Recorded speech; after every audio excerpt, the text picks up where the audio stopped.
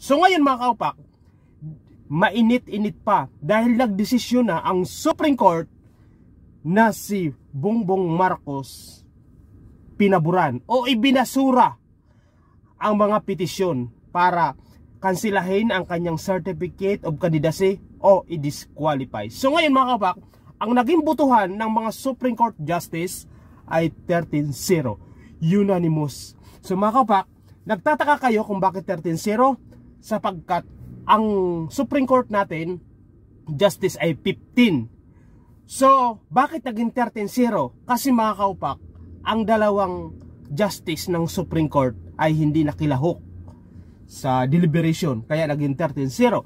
So mga kaupak, pero pwede pa ito i-apila. Pero baka pa katulad ng sinasabi ko, suntok na sa buwan yan, no? Kasi nga yung mga kaupak, pag ganito, sa experience ko, sa mga nakikita ko sa mga desisyon ng Supreme Court, pag ganyan nga unanimous o lahat na hurado o lahat na justice ng Supreme Court pumanig sa'yo, napaka-imposible na lang yan na baliktarin pa. So useless na kung aapila ka, no? So bigyan na natin ng talagang chance si incoming President Bongbong Marcos na siya talaga ang nakataghana. So para sa mga Leni Robredo, especially ako, ay talagang bigyan na natin. Hindi talaga ito yung time. Ito talaga yung time para kay Bongbong Marcos. So let's see, tingnan natin kung, di ba?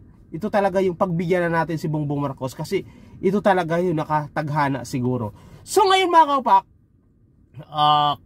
kahit na mag-file pa sila ng, kasi pwede yan umapila, no?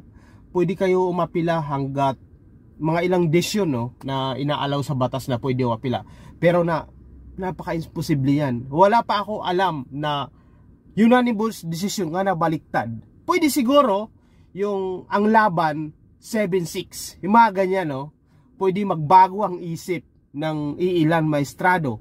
Pero pag ganyan na 0, walang pumabor, ibig sabihin mga kaupak, final na ang desisyon ng Supreme Court. So ngayon, tamang-tama, 1 day, 2 days ago, na manunumpa na si incoming President Bongbong Marcos dyan sa National Museum. So ngayon mga kaupak, bigyan natin na siya ng chance, ano? Talagang ganyan ang buhay. May talo, may panalo. Pero syempre, nako, magbantay din tayo para mga ilang gobyerno o ilang opisyal ay hindi nagiging abusado sa kanilang mga tungkulin porque sila na ay nakapangyarihan. Ngayon mga kaupak, nagkaroon ng farewell concert dyan sa Quirino Grandstand kay outgoing President Rodrigo Roa Duterte, na kung saan ibinida niya sa kanyang final cabinet meeting, ibinida niya ang kanyang nagawa. Mga kaupak, ang mga nagawa niya ay yung ano mga kaupak, yung rehabilitation ng Boracay, ano. So malaking achievement yun, ano, yung ang daming negosyante doon nga nakaangkla, pero nagawa mo i-rehabilitate yung ano. Pangalawa mga kaupak, syempre yung belt program, ano, dumami yung mga kalsada na nagko-connect. Pero mga kaupak, gusto ko sa inyo i-remind na hindi po lahat yon puro kay Pangulong Duterte. Meron din yan sa dating administrasyon. Kumbaga in process yung iba dyan, pinagpatuloy na lang ni Pangulong Duterte kasi yung magandang project pinagpatuloy niya. Kumbaga in-improve pa niya. Pero baka kasi maraming lumalabas sa social media na puro daw kay Pangulong Duterte. Hindi po lahat na project ng mga skyway o mga connected skyway ay kay Pangulong Duterte. Meron po dyan yung mga nakaraang administration. Kasi hindi naman po madali yung mag-build ka ng ganyan kalaking project. So ngayon mga kaupak, yung bigas yung bigas na pinangako ni Pangulong Duterte, ano, yun ang pumalpak. Pero sabi nga niya, ang kalaban niya ay oras. Yung bigas mga kaupak, nasasabihin niya ibubuwagin niya within 2-3 weeks dahil gusto niya pababain ng bigas. Yung mga nag-i-smuggle, hindi nangyari mga kaupak. Lalo pang tumaas ang bigas ngayon nung panahon niya. So ngayon mga kaupak, isa pa yung talagang, kung ito nangyari talaga na ginawa ni Pangulong Duterte, yung vindicated talaga to, talagang hindi siya malilimutan, yung Indo. na pinangako niya na pag siyang nakaupo, gagawa ng batas para wakasan ang Indo. Pero mga kaupak, sad to say, ang dami ngayon mga agency pa rin, na marami pa rin kumpanya o mga malalaking establishment, especially ang mall. Marami pa rin dyan ang mga kontrata lang. Yun ang malungkot, hindi niya nagawa kasi ang daming tao. Ako mga kaupak, to be honest, bumuto ako kay Pangulong Duterte dahil sa kanyang sinabi na napaka-natural niya magsalita, no? Tsaka may charming si Pangulong Duterte nung time nga nangangampanya siya ng 2016. Nga sinabi niya na kapag siyang nakaupo, wawakasan niya ang Indo. Yun ang nagpahatak sa akin kung bakit si Pangulong Duterte ang binoto ko at hindi si Rojas, no? So ngayon mga kabak, malabo yan, no? Malabo yan na mangyari talaga, yung hindi talaga umiral yung kanyang political will. Kasi mga kaupak, alam nyo, kapag tinanggal o kaya binago ni Pangulong Duterte yan ng Indo, ano, halimbawa gumawa ng batas, konkretong batas na bawal na ang Indo, maraming tatamaan yan mga kaupak. Kailangan talaga umiral yung kanyang political will. Pero hindi nangyari yun. Kasi mga kaupak, unang tatamaan yan yung mga congressman nga gagawa ng batas. Anday mga negosyo niyan, anday mga kumpanya yan. Yung ibang mga mambabatas mga kaupak, mayroon pa mga mall, ano, halos saan makikitang mall. Siyempre, kapag pinasa niya yon, yung mga mambabatas na sumusuporta sa kanya, baka mag-withdraw ng support. Kaya si Pangulong Duterte nananatili siyang presidente. Kasi mga kaupak, anday mga congressman, especially yung mga economic team niya, yung sa NIDA. Ang lahat ng mga yan, ang lalaki ng mga negosyo, kaya nga sila NIDA, kaya nga sila nasa economic team, di ba? Lahat ng mga yan masasagasaan kung yung Indo ay pinasaop, kaya winakasan ni Pangulong Duterte. Kaya nga mga kaupak, hindi umubra talaga yung pinangako ni Pangulong Duterte na pag siyang nakaupo, wawakasan niya ang Indo, sapagkat napakarami congressman, mga NEDA niya, yung mga economic team niya, napakaraming business yan, napakaraming kumpanya yan. Yung mga yan ang uunang tatamaan, diba? So isipin mo, kung ikaw presidente, magagawa mo yun, malabo magawa yun, sapagkat napakarami nila nakaikot sa'yo. Kung wala kang political will, pwede sila mag-withdraw ng support sa'yo. So kaya ang presidente matibay hanggang sa huling termo niya. Pero dito nakita na ang mga mahihirap mas kawawa talaga. Kasi parang nagamit lang sila. Kasi ang daming umasa mga kaupak, especially yung mga kasamahan ko sa trabaho, no?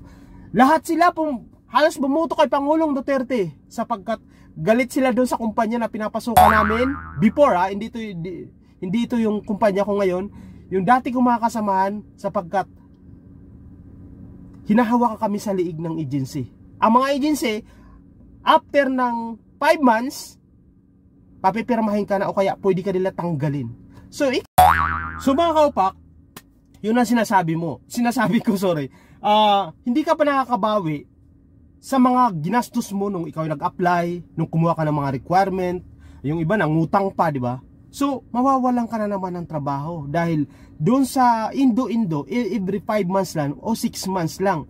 So ngayon mga kaupak, nako, kapag ikaw ay hawak ng agency, kunting mali mo lang, mapapatawag ka. So ngayon mga kaupak, kapag ikaw napatawag, automatic absent ka doon sa trabaho mo dahil pinatawag ka doon. Kapag wala kang absent ka, syempre wala kang kita. So ang may hirap lalong lumulubog at ang mga mayayaman lalong umaangat. Kaya nga tayo maraming sa lipunan, maraming mahihirap. Kahit ikaw sobrang sipag mo, kung ganyan ang hawak tayo ng mga agency. Siguro ako, hindi naman ako pabor ng mga ganyan, pero limitahin lang kasi para din walang umabuso. Pero ang nangyari kasi, ang Indo parang pumanig lang sa mga mayayaman. Hindi siya fair. Kasi mga kaupak, kung minsan alam nyo, ang mga na-experience ko, Hindi ka hinuhulugan ng SSS. Hindi ka hinuhulugan ng Pag-ibig. Hindi ka hinuhulugan ng PhilHealth. Kung hindi ka magrereklamo, hindi nila huhulugan. Pero, binabawas doon tuwing sumasahod ka. Kaya nga, maraming nagagalit sa mga agency. Kung minsan, ang sweldo mo kakarampot na nga, mali-mali pa ang compute. At kapag nagreklamo ka, sasabihin nila sa'yo, reklamador ka, o kaya naman sasabihin sa'yo, sa susunod na lang, ibabawas na, idadagdag namin yung ano. Ngayon pag sa susunod, inaasahan mo, di ba? Kasi talagang nagigipit ka eh. Minsan yung pamasahe mo, pinangungutang mo pa, tapos tinutubuan pa. Pagdating na naman ng sahod, kulang pa rin. Di magre-reklamo ka na naman. Ma'am, akala ko ba meron kami kulang? Meron kayo kulang? Ba't hindi sasabihin nila nakalimutan? Hanggang paulit-ulit ng ganyan. Kung minsan yung backpay pa.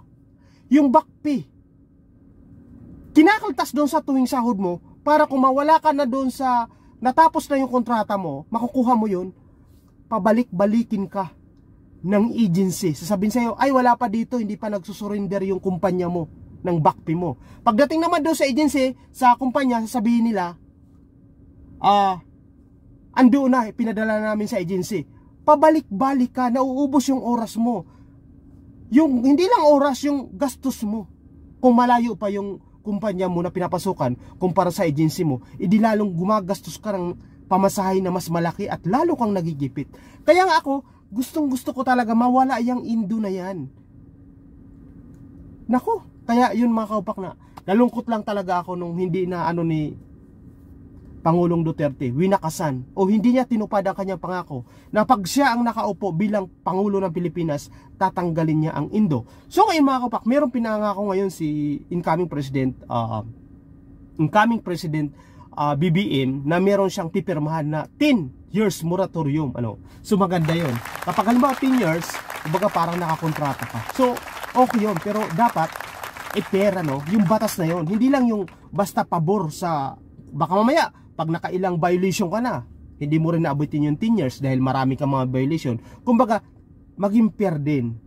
Yung hindi lang pabor sa mayaman, pabor din sa mga manggagawa. Kasi mga kaupak, hindi ka naman pwede mabuhay, hindi ka naman pwede umasinso sa mundo o kahit saang bansa kung walang manggagawa, di ba? Hindi ka naman lalaki ang negosyo mo kung hindi dahil sa manggagawa. Kasi ang nangyayari, kawawa yung mga manggagawa. Ang mayayaman, lalo lang yung mayaman. Ang manggagawa, ilang years na, halos hindi na maasikaso nila yung pamilya nila, nakakontrata pa din. Meron akong kilala mga kaubak, 10 years na eh.